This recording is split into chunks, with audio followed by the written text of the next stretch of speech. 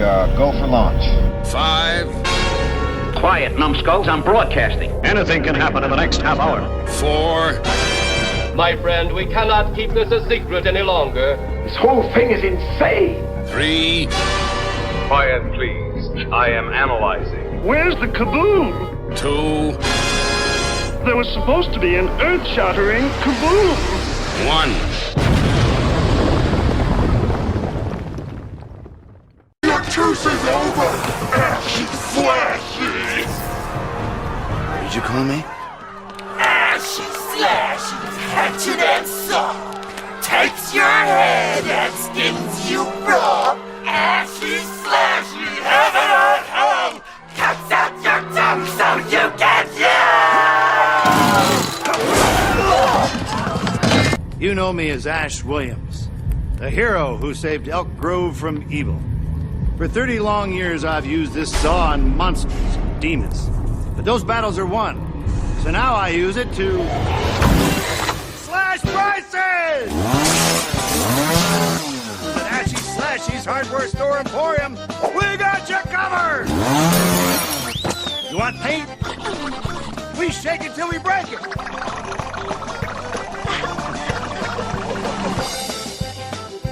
Ladies, you'll love his nuts.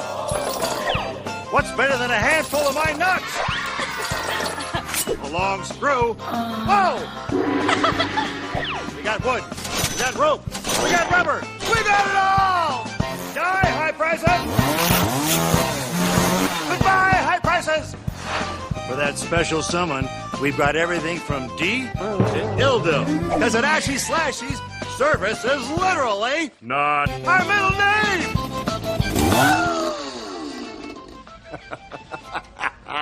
Perfection in only 22 takes. Greetings, my fellow galactic travelers, and welcome back to Planet 8. This is your Mission Commander Larry speaking to you from our hidden base. Chief Engineer Bob is here by my side as always in the command center, and circling Planet 8 in our orbital spy satellite is Reconnaissance Officer Karen. And on this episode of Planet 8, we're going to be visiting our friend Ash and the Evil Dead films. We'll touch on the TV show for a bit and maybe some other surprises. So straight away, let's kick it over to myself. And surprise! Hey, after 50 some odd episodes, I figure I could go ahead and have the intro. I went ahead and, well, all of us obviously saw the film. Now, I remember walking like over a mile to they used to have these things called video stores, kids, and you'd go in and rent these things called cassette tapes, video cassette tapes, VHS. Anyway, it's Blockbuster, like in Captain Marvel. Yeah, exactly. It wasn't a Blockbuster. It was a local place, but I remember going in there, and it was rated R, and we were probably like 15, and the guy was giving us a hard time, and we're like, no, you know, our mom's in the car, whatever. So he rents us the film, and it really scared the bejesus out of me. You know, I'm a sound person. The music, the certain tones, certain voices really enhances a film or a TV show for me. And the beginning of the film with that, like, kind of, what is it, a growl, like,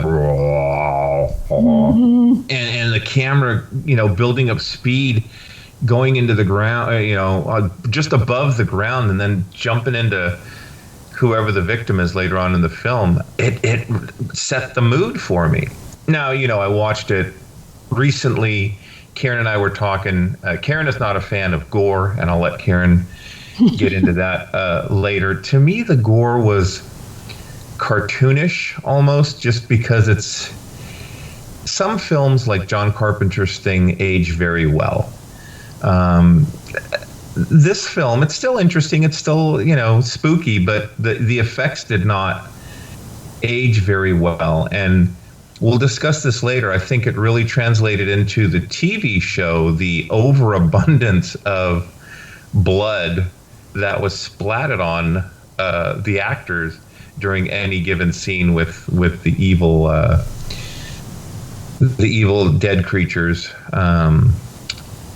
But anyway, there's a lot of things, finding the Necronomicon, opening it, playing the tapes, not resurrecting, but awakening that evil, that ancient evil. It was very gory for its time, and scary to me. I really, I don't think we slept with the lights on that night, but it kind of stuck with me, And I think it still resounds today. The second film to me, and we'll get into that later, is pretty much almost the same as the first film. But I give props to Raimi and crew for coming up with a very good, scary movie that kind of changed along its different incarnations. What do you guys think? I know, Karen, we were talking about this before the recording. You recently saw the first film again. Yeah, I think I saw that film like you. I think I rented it maybe in college. We used to go out and rent a lot of stuff, and yeah, I'm not a fan of the gore and all that. So I think the things that struck me, just like you, at the time, Raimi's use of unusual camera angles or camera movements. And you even see that in later things like Spider-Man, that sort of like the rapid cuts and movements of the camera and stuff was really unique. And the sound editing and everything, the sounds were really unusual and creepy and stuff. All that stuff. And plus the storyline with the finding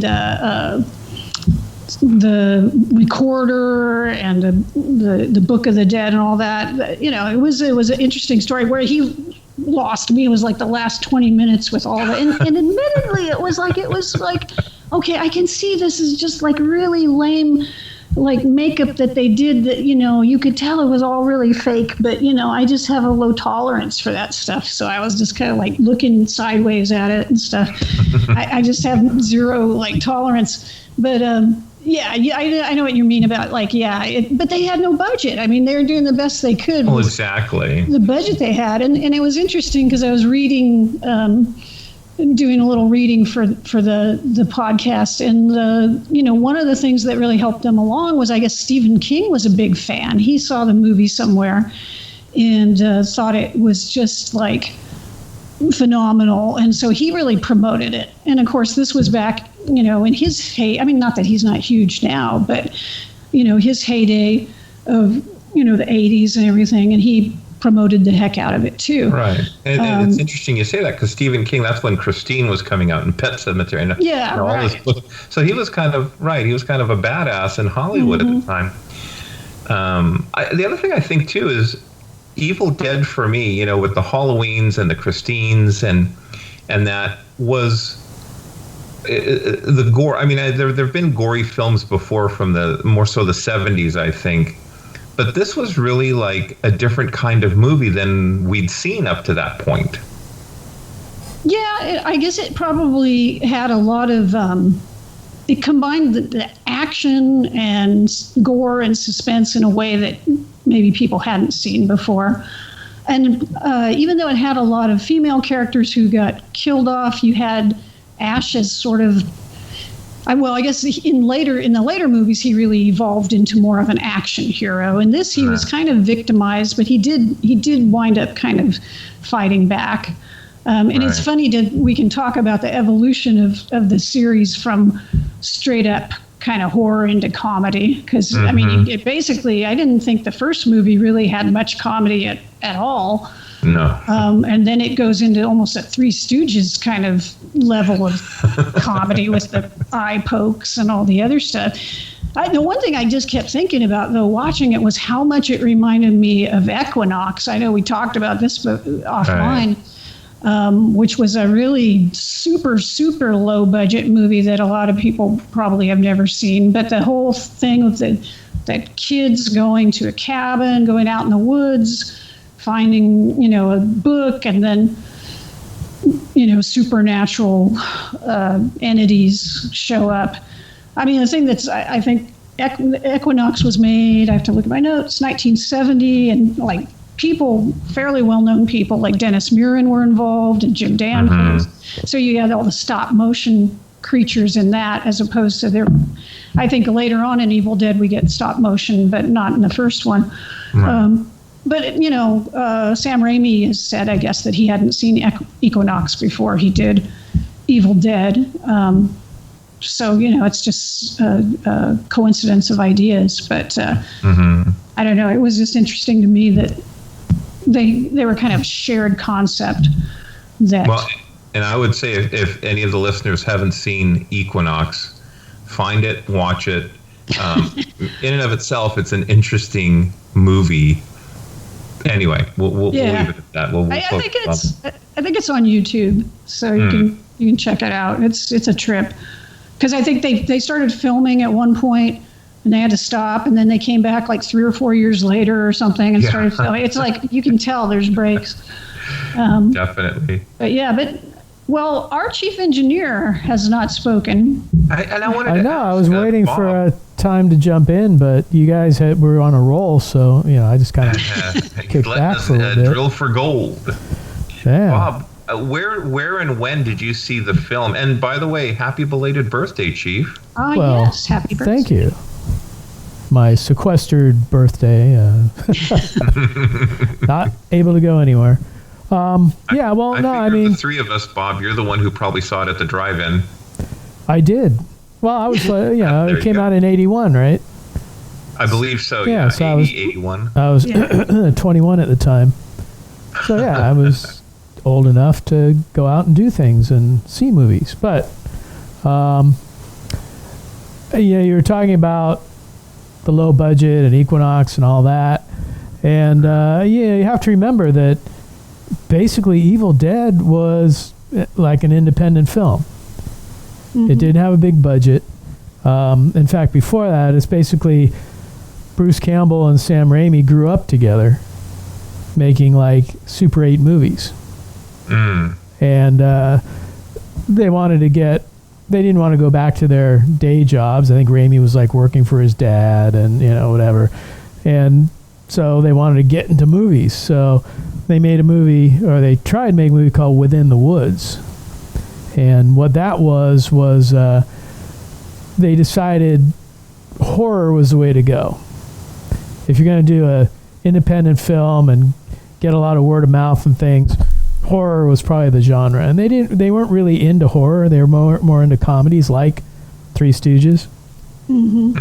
So they ended up, spending a summer at the drive-in, watching whatever horror B movies they could find. And so that was sort of their inspiration. And they shot this Within the Woods for like $1,600 on Super 8 film. And they basically wanted to use it as sort of a trailer to interest backers in giving their money to make a real movie.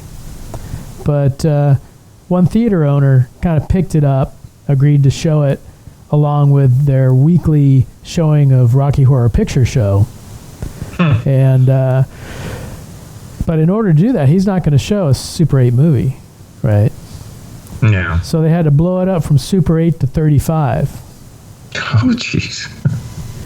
And they felt it looks pretty good. It looks passable, but obviously when it hit the big screen, it was pretty grainy and hard to make out. But it was enough to interest the local folk, and he was also able to again use it to shop it around.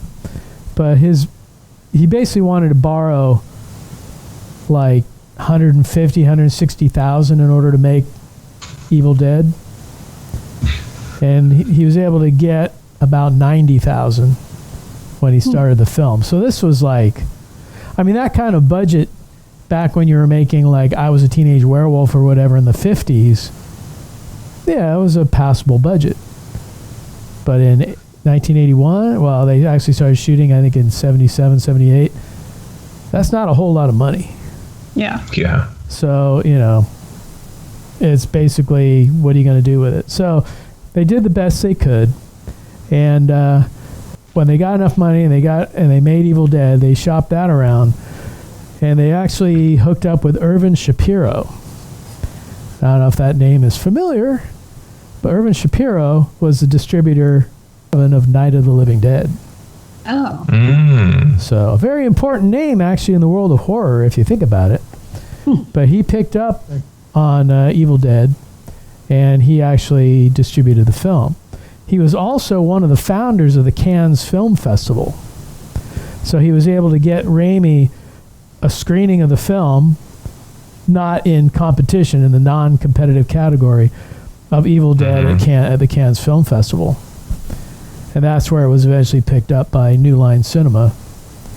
Now, New Line wasn't exactly Universal or Paramount or Warner Brothers, but, I mean, think about movies New Line was responsible for, right? They did, the Nightmare on Elm Street films and a lot of things like that. So, they were well-versed in the horror genre, and they were able to get the film into release. And then, as Karen mentioned, Stephen King saw it, and then word of mouth, and, Raimi, before New Line picked it up, Raimi was going to do the William Castle route and just, have a print in his trunk and drive it around to theaters and show it, They had one, I think in his hometown, they did a preview screening or premiere screening. And he had a couple ambulances parked out front and things, going the whole William Castle route. But, once New Line got it, then it got more, quote, legitimate release. And then, like I say, was Evil Dead 2 that Dino started picking up, or was that not until Army of Darkness? I think it was 2 that got the interest going, and so that was Dino, and so that would have been New World, because I think that was his thing.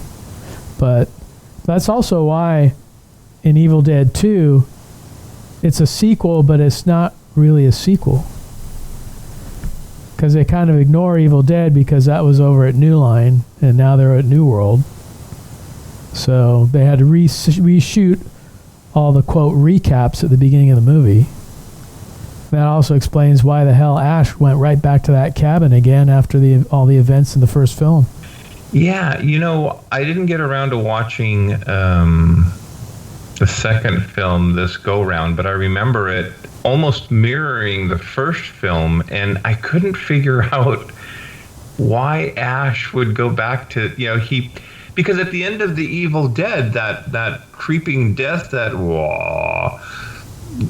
floats into him or something, right? It succumbs. He's overtaken. At least that's the visual that I remember at the end of the Evil Dead. So then the Evil Dead 2 opens up, and it's like, hey, honey, let's go on vacation. I know the great cabin out in the woods.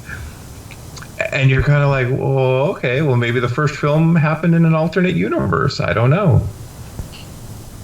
Yeah, well, like I say, because they couldn't get the rights to the clips to even make the recap at the beginning, and they had to reshoot everything, I think they just kind of figured, well, let's just start from scratch. We got much bigger budgets now and a bigger distributor, and let's go back to that cabin.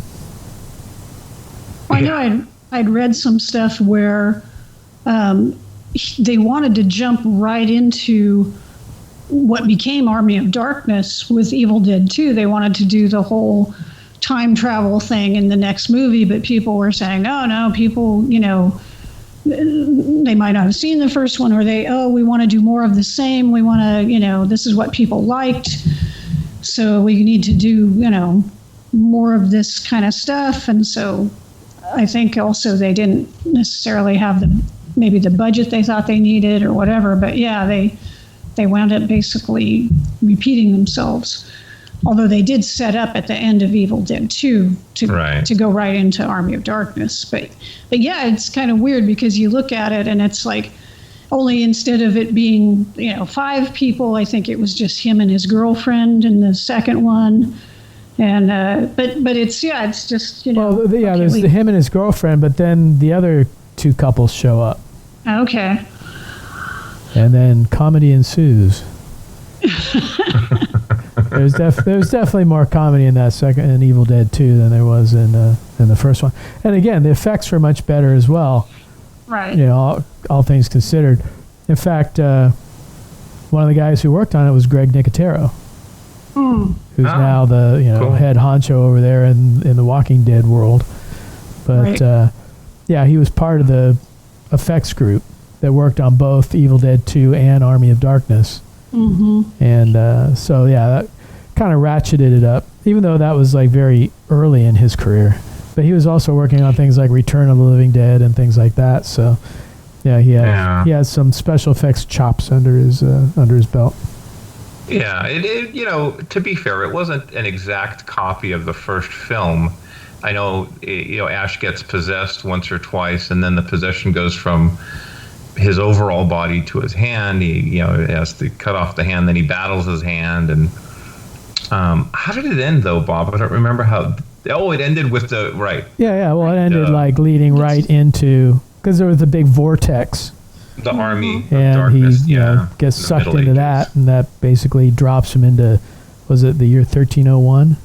Mm-hmm. Something, yeah. And at the Middle end, Ages. he's standing on top of his car going, no! And then that leads right into Army of Darkness, which was obviously, you know, the best of the three.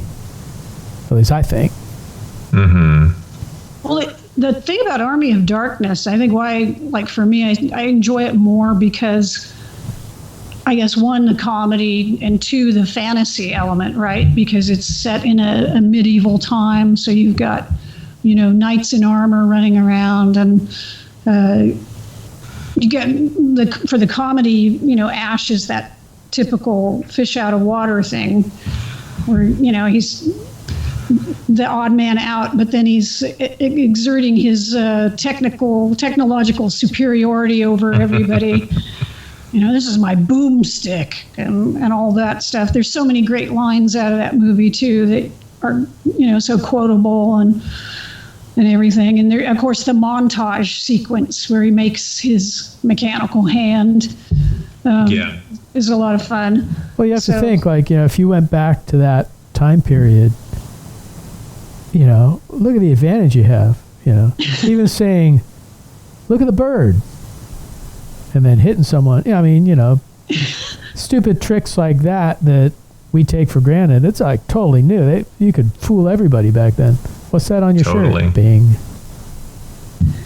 But it was interesting to me too, because, you know, he goes through the vortex, and then, you know, they're going to throw him in that pit with that creature. And there was still an element of gore, although I think after that scene, it kind of toned down. He fights the army of the dead, and he fights the little ashes and the, you know, thing like that. But to me, it was much more, I don't know if they had PG-13 ratings back then, but it was considerably toned down from the first and the second film. Well, you got to think, like, Evil Dead 2 was kind of Romero. Yeah. And then Army of Darkness was kind of Harryhausen. Yeah. Because they're fine. In fact, if you watch some of the extras on the Army of Darkness disc, Nicotero even talks about the fact that if you look at the skulls of the skeletons, they had the exaggerated brows and things like the Harryhausen skeletons. Because the skulls in Harryhausen, you know, he does the exaggerated brow, so it looks like they're, you know, frowning or, you know, making an evil, you know, glance or something. And so they did the same thing, you know, being conscious of Jason the Argonauts and the whole, you know, Harryhausen thing. That was sort of their homage to him.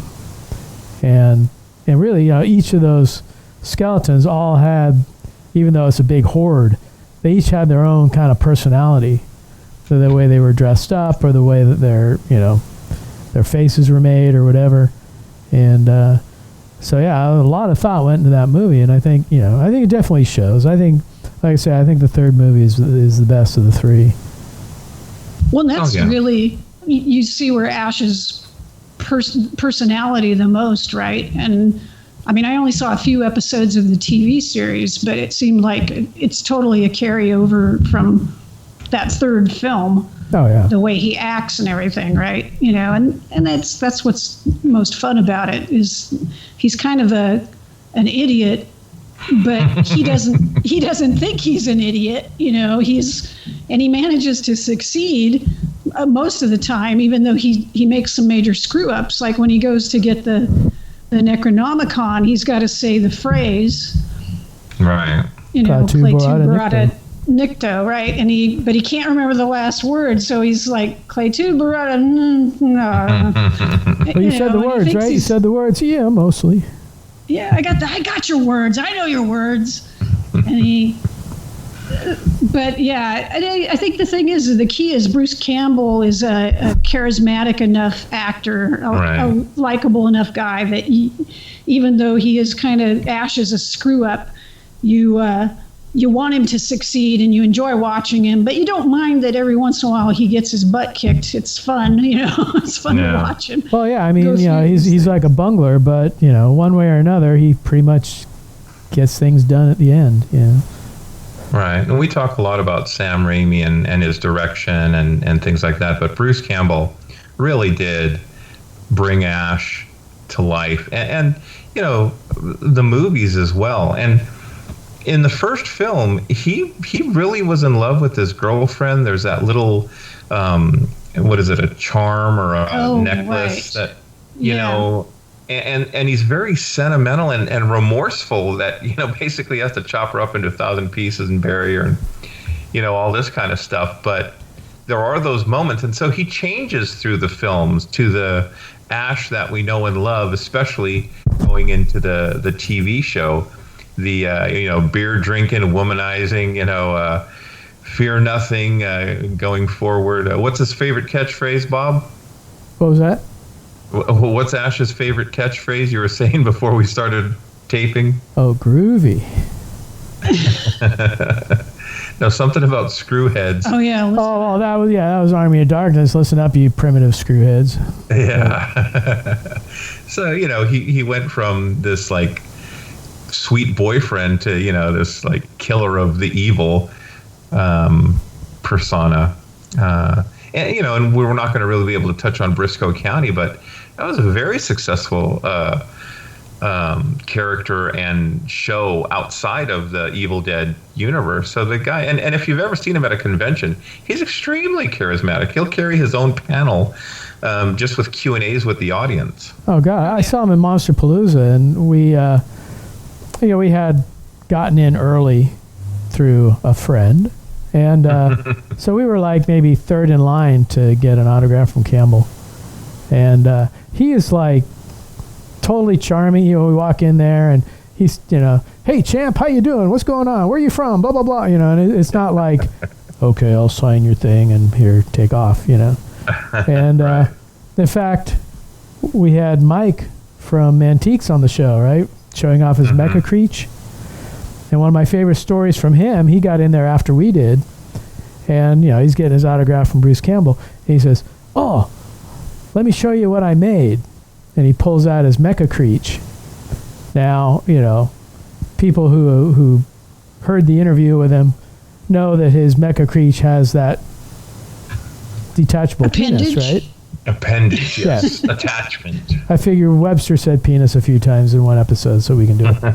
So anyway, it has a detachable appendage, and he did not have it detached at the time. So the first thing Bruce Campbell says when he sees it, he points and goes, I see a penis. So, but no, he was great, you know, and so, yeah, I didn't catch his panel. It was like after we had to leave, but no, he was great. In fact, he showed up for a screening of the Evil Dead. I don't know if it was Evil Dead 2 or what was one of the three films in Santa Cruz at the Del Mar Theater. And oh, wow. He just, you know, this was probably like 15 years ago or something. And from what I heard, I had a couple friends who were there. So he was great, you know, just getting up on stage and talking about the movie and, you know, carrying on the whole thing. And, you know, he just has that personality where he can just turn it on at any moment.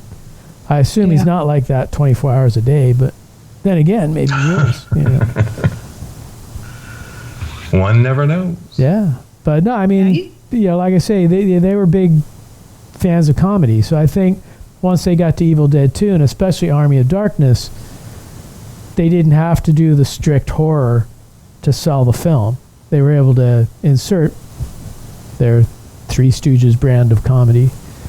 Right. And especially like in, was it Army of Darkness, where he's there and the skeleton hands and they're like trying to poke his eyes and he's putting his hand up and blocking them. Right. And the whole Three Stooges routine. It's like... And I'm thinking he wanted to do Army of Darkness as the second film. He just wasn't able to end the first film in a way that it would segue into Army of Darkness. And whatever the discussion was with Stephen King and Dino De Laurentiis and whoever, the second film had to be made. And like Bob was saying, who owned the rights to the film, and they couldn't reuse footage and they had to shoot new footage and all that. But by the time they got to the third film, it was a well-oiled machine. The effects, the story, the acting, the directing. It's interesting to me, that being said, that there was never an Evil Dead 4. There were a lot of talks about it. A lot of talks. And they had a reboot of the Evil Dead film. Well, the idea behind the reboot was it was supposed to be Evil Dead, and then they do like an Evil Dead 4 with Ash, and then they'd make a movie that would combine Mia from Evil Dead and Ash from The Evil Dead into one movie. But after the reboot, they ended up a couple years later going into the Stars series. Ash versus Evil Dead. So they never got to do that, which would it would have been the big segue to Evil Dead 4. In fact, I think it was either New Line or New World. One of them wanted to do Ash versus Freddy versus Jason, and Sam Raimi said, "No." I don't know if either of you guys, for whatever reason, because I liked Army of Darkness, I guess, so much. Years ago, I picked up the director's cut, and I noticed that the ending is different than the theatrical version. Yeah, the alternate ending is actually on the Blu-ray that I have. Okay. As one of the extras. Yeah, so the director's cut ending is that he goes in the cave, he accidentally drinks too much of the potion, and then when he comes out, he wakes up and it's too far in the future, and it's a dystopian future, and he sees it's this like matte painting of all this ruined city, and he's like freaking out, like, no, he screams, and yeah. But I actually think it was the right decision. I guess the studio didn't like that version, and they went with the theatrical version where he's in the S-Mart and he's blowing up the Deadites and stuff, which I actually think is a better ending than what Raimi wanted to do with the Well, it sort of showed that, this is why I'm back, But, But yeah, it's interesting because that alternative ending to Army of Darkness is kind of like the ending of the TV show, because he ends up in the future there as well. Right. Before we get to the ending of the TV show, let's kind of get into the TV show. Well, actually, we should get into the reboot a little bit, because that came before the TV show. That's right. My memory isn't what it used to be. We were talking about the reboot. The reboot was like 2013, and then the TV show debuted on Halloween of 2015. Yeah, and then you were saying that the plan was to have an Ash movie after the reboot, and then mixed it. So in looking at the reboot, you said 2013, Bob? Yeah. What do you remember of that film, Bob? Well, I mean, Ash, obviously, spoiler alert, is in the post-credit scene where he just they play like the tape from Evil Dead 2. And then his face pops on and he just says groovy and looks in the camera. But there's little bits of Ash throughout the whole movie as well, because his old rusted car is parked outside the cabin, and they find the chainsaw, which is used quite a bit towards the end of the film. The sawed-off shotgun is there. So who's the protagonist of the reboot then? If it's not him? Well, the interesting thing is there's this girl named Mia who's a drug addict, and they take her out to this cabin to kind of detox her and get her to wean herself off the drugs.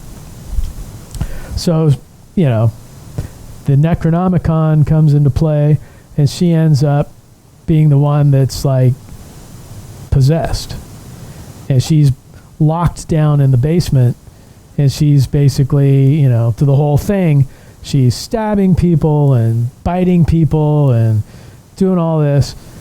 But towards the end, her boyfriend actually exorcises her, and she becomes like the Ash character. She finds the shotgun, she gets the chainsaw, and she's fighting against the dead and all that.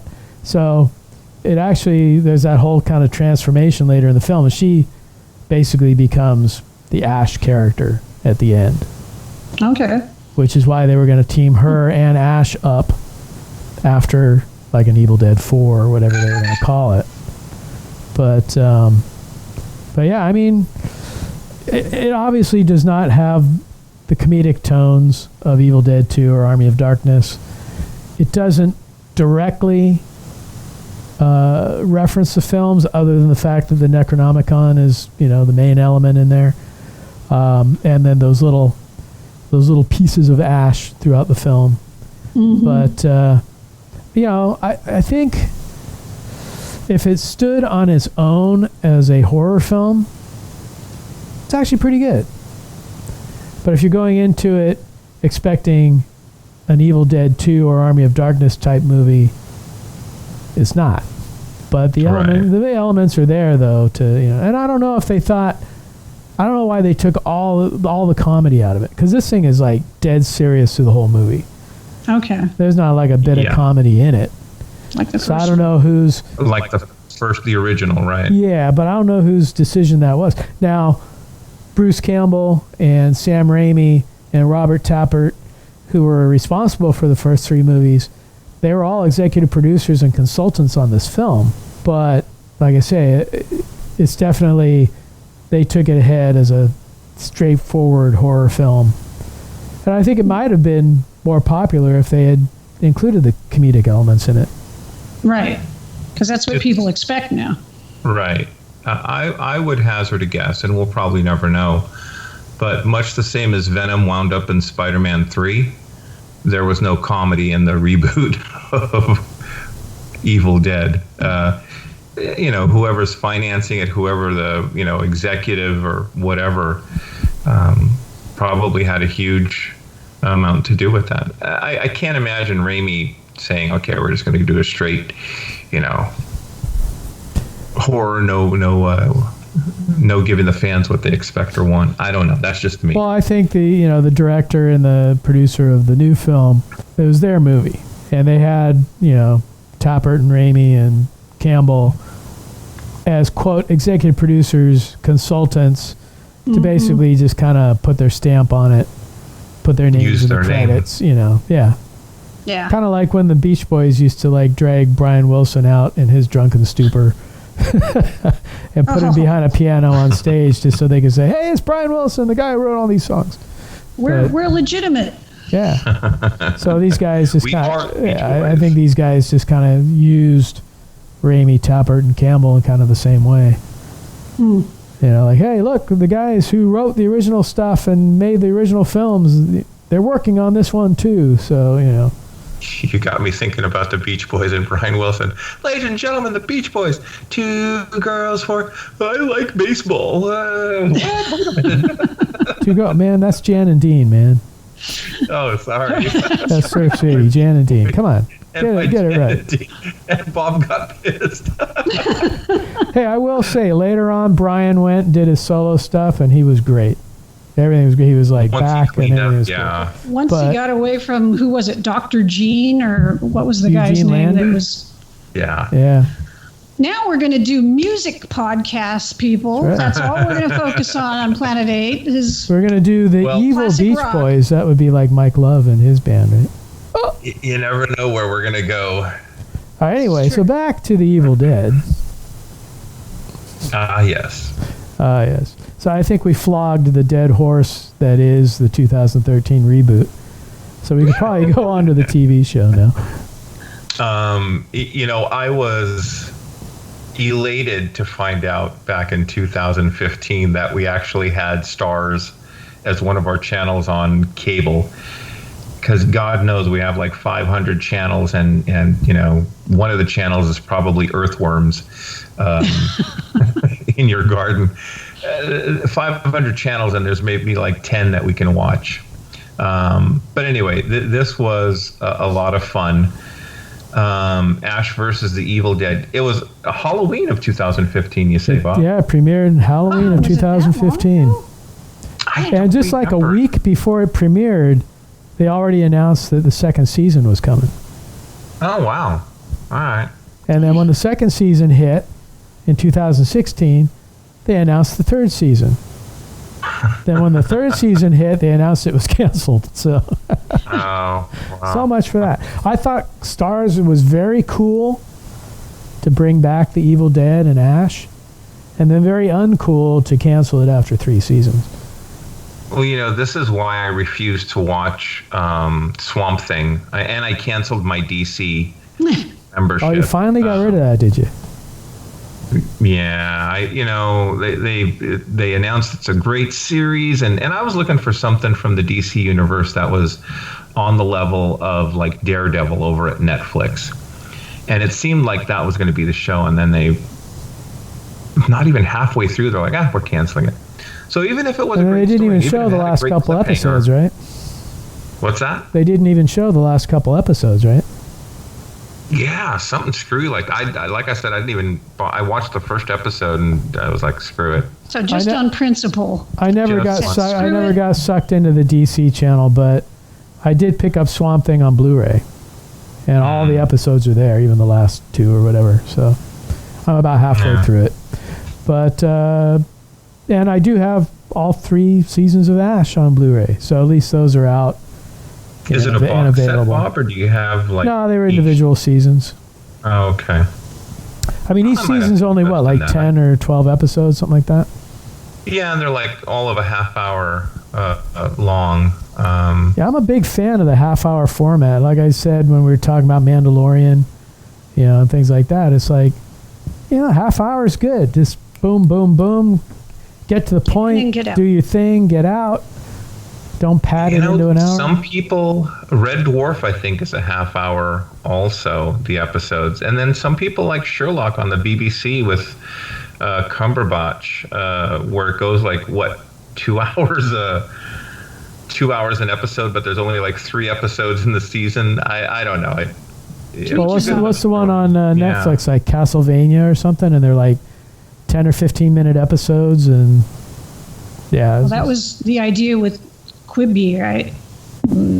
I don't think that's done so well. So, but yeah, I think it boils down to the story. Can you tell a good story in whatever your allotted amount of time is? And well, like anyway, I think a half hour, especially with Ash versus Evil Dead, that was perfect. Yes. Yeah. I was going to say these episodes, half hour was a good amount of time. You had a good 5-10 minutes of deadite guts and brains and blood getting sprayed around. Well, I thought it was a great kickoff because he had meets his he's got his old lady neighbor next door, and he wants her to he's in his trailer. Yeah, watch the trailer for me, or whatever. And she turns out to be a deadite. Mm-hmm. And then that kicks his memory that he was like stoned with a prostitute, and she loved poetry, so he decided to read to her from the Necronomicon. And boom, it's all coming back again. And I will say, the series takes place like 25 or 30 years. It's like it's 35 years after Army of Darkness. Yeah. So, he's been Ash for a good long time. But that was very funny that he remembers like reading the Necronomicon to his date.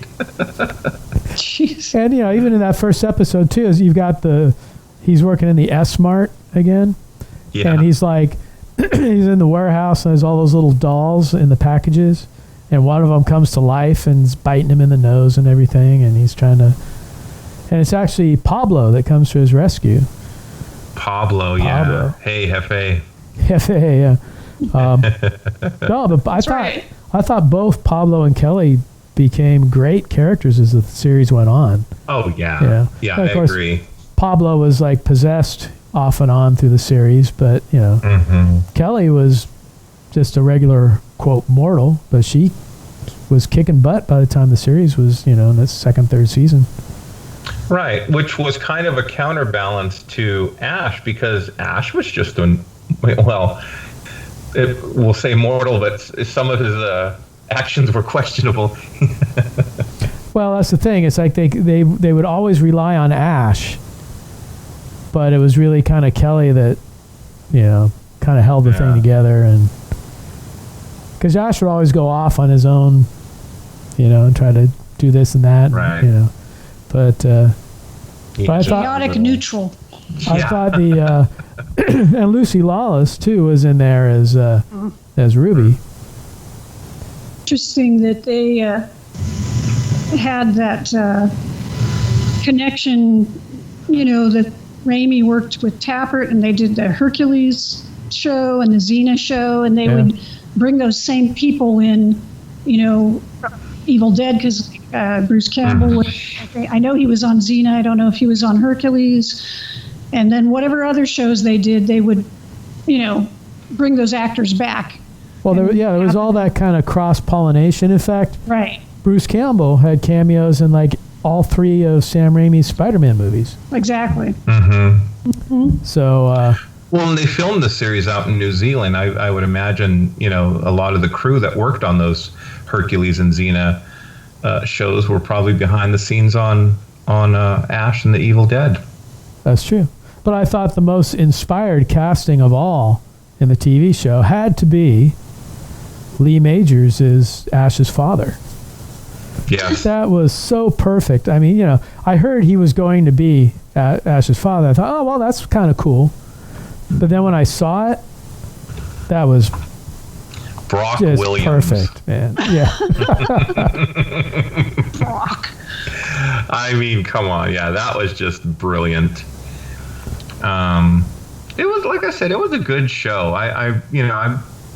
They have that competition where they're trying to ride the bull. His dad kicks his ass on that. I think 3 seasons was good for this, though, and I really like how it ended. Bob had kind of brought that up before, and I will say too, if you guys listening haven't seen Ash versus the Evil Dead, I'd do yourself a favor and go ahead and I don't know if it's streaming or you know, available on YouTube or whatever, but check it out. It is available on DVD and Blu-ray.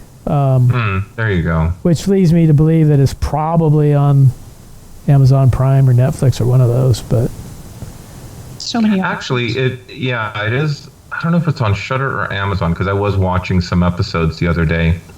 Now, there has been a lot of talk recently about another Evil Dead movie. And basically, Bruce Campbell has already said he has retired from playing Ash after the TV show.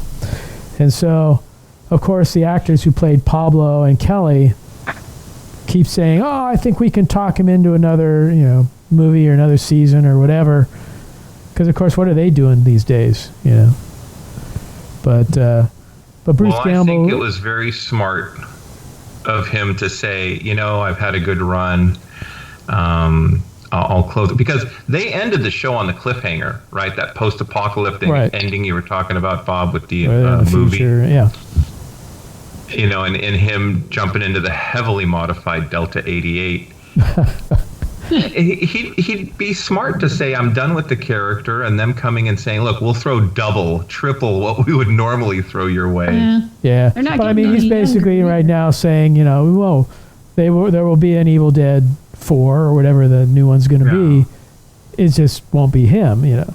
I mean, if you think about it, really, even though he's such a big part of it, as long as you have a Necronomicon, you've got an Evil Dead. Anybody can find and read from the Necronomicon. It just depends on who you cast and if they have the personality and the ego to pull it off. I'm in the camp that says you can't have it without Bruce Campbell. I mean, true, at the end of the series, he goes to say, you're the Jefe now. Okay, so that could be true, but I don't know. I guess we'll find out one way or the other. If Pablo's going to be the Jefe or if Bruce comes back to the Evil Dead universe. You know where the Necronomicon originally came from, though, right? Hell? No. H.P. Lovecraft. It was a bunch of H.P. Lovecraft books, and Raimi was interested in that whole thing, and he picked it up from there and put it in his movies. But yeah, it's H.P. Lovecraft that originally came up with the Necronomicon. That makes sense. The Book of the Dead. Yeah. I was, in researching this, looking around the internet, and unfortunately I don't have the web page here in front of me, but they're doing a prop replica of the Necronomicon. It actually had pages in it for like $80, and I'm like, who the hell would want to buy that and read it out loud? I mean, for the love of God. Well, there was a DVD of Army of Darkness, which came in a Necronomicon case, which had the face and the. I remember that. Yeah, it looked like the Necronomicon. If you could own a Zuni fetish doll, you could own a Necronomicon. Yeah, I guess that's true. It looked really, really good. So if I find it, I'll give it to Karen and we can throw that on the blog spot. But just a picture. Yeah, I don't need those things actually in my house. So yeah. I'm a wimp. I can put it down in the monster basement. Throw it somewhere.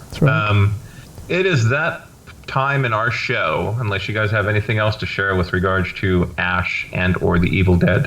I'd say if you haven't seen it, movies or TV show, go and watch the whole thing. I mean, it's only 3 movies. It's only 3 seasons, and each season's only like 10 or 12 half-hour episodes. It's not a big investment of your time. So you're saying don't bother with the reboot, Bob? That's optional. That's kind of like the bonus, the bonus feature. There you go. If you've watched it all and you just can't get enough, then maybe you jump into that one. But and I will say I haven't visited any of the comic books. I know that there's been Evil Dead comic. He's been in video games as well. Yeah, I haven't checked out the Broadway musical, if there is such a thing. There is actually. There's I don't know if it's Broadway, but there is a musical version of the Evil Dead. I love it.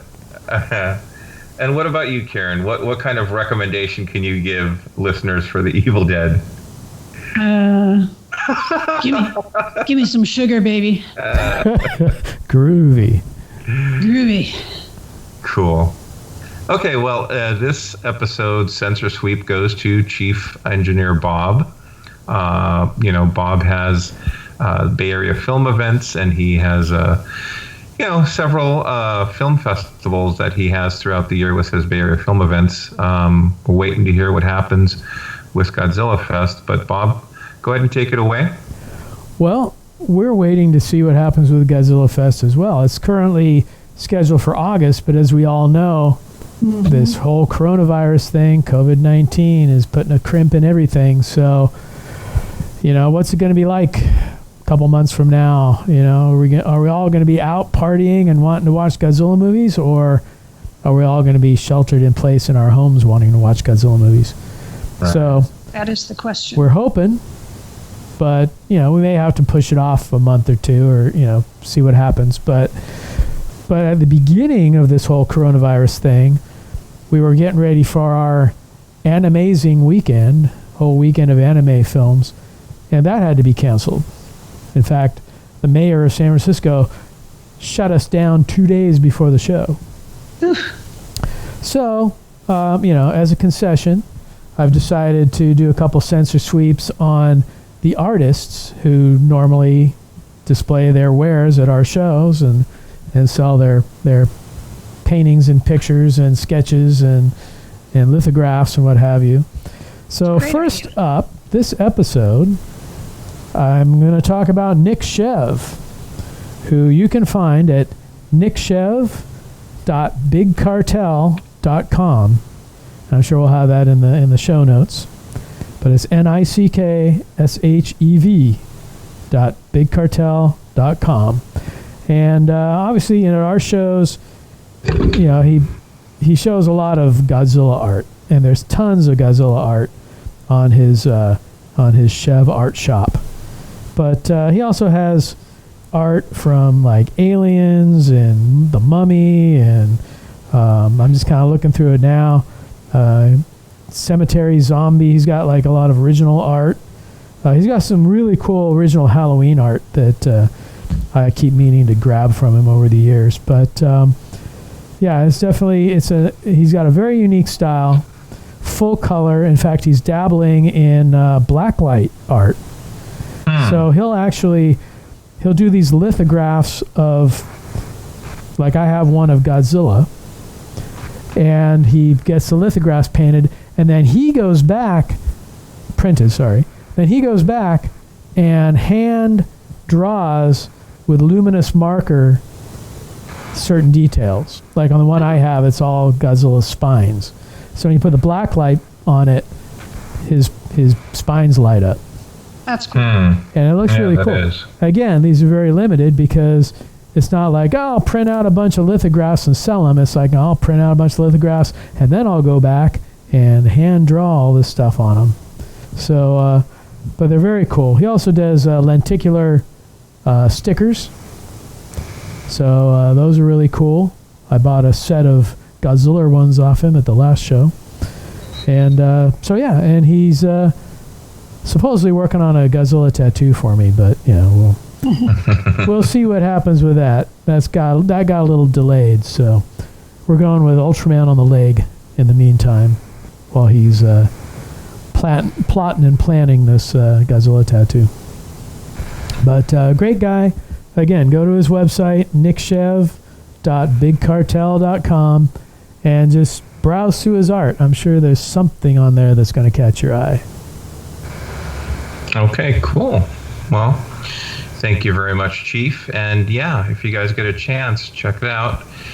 All right, any last words? Otherwise, we're going to close this episode out. Just be smart, folks. Be as smart. That's right. Groovy. Well said.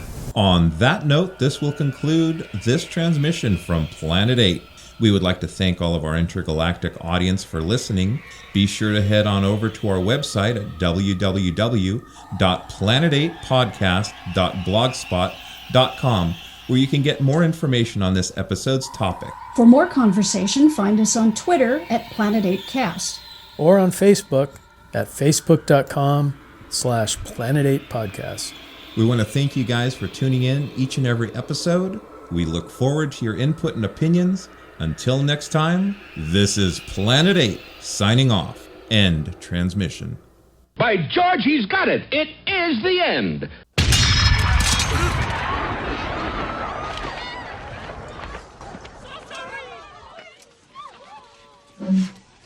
Yeah. All right, you primitive screwheads, listen up. See this? This is my boomstick. It's a 12-gauge double-barreled Remington. S-Mart's top of the line. You can find this in the sporting goods department. That's right, this sweet baby was made in Grand Rapids, Michigan. Retails for about $109.95. It's got a walnut stock, cobalt blue steel, and a hair trigger. That's right, shop smart. Shop S-Mart. You got that?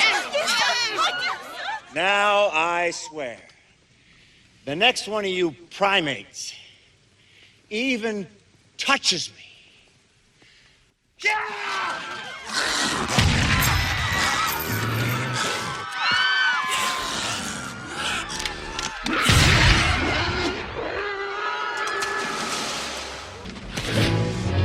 Now, let's talk about how I get back home.